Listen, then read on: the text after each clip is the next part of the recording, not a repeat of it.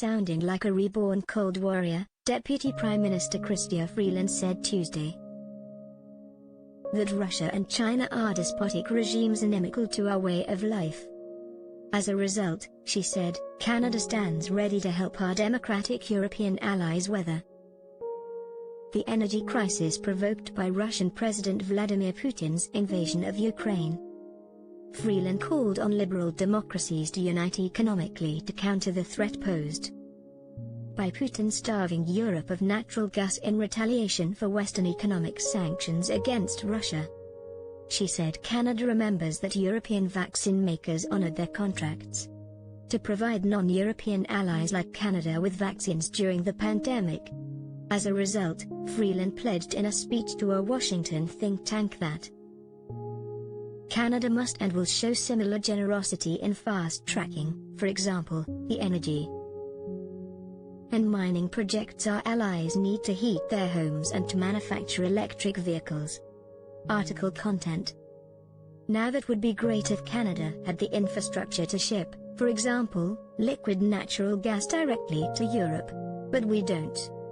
All we can do is ship a bit more to the US, at discounted prices because the US is our only major market, which does have the capacity to ship it abroad.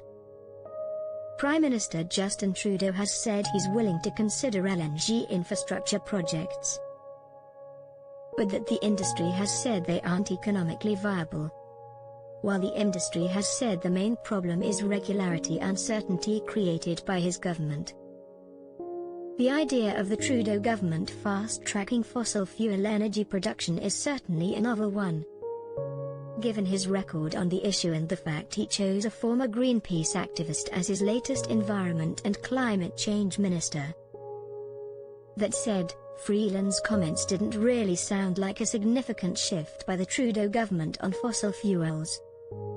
This given that her example of Canadian-European cooperation on energy was the non-binding deal Trudeau signed with German Chancellor Olaf Scholz in August to export hydrogen fuel to Germany starting in 2025, which sets no targets or new financial commitments. What Scholz was actually looking for was desperately needed shipments of LNG for Germany and Europe, where millions are facing energy poverty this winter to heat their homes because of high costs and reduced supply. Freeland also didn't deviate from Trudeau's view that Russia turning off the supply of natural gas to Europe demonstrates why we need to abandon fossil fuels for green energy faster, when the real lesson is the danger of abandoning energy security in the reckless pursuit of green energy. That's what Germany did when it put so much faith in buying Russian natural gas. Finally, Freeland lamented the curse of oil, which she said makes liberal democracies dependent on petro-tyrants.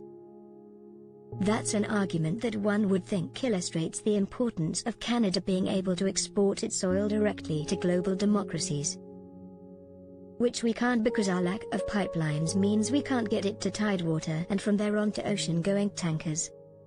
As for Freeland's Cold War-era rhetoric denouncing Russia and China, many Canadians will agree with her view. I do.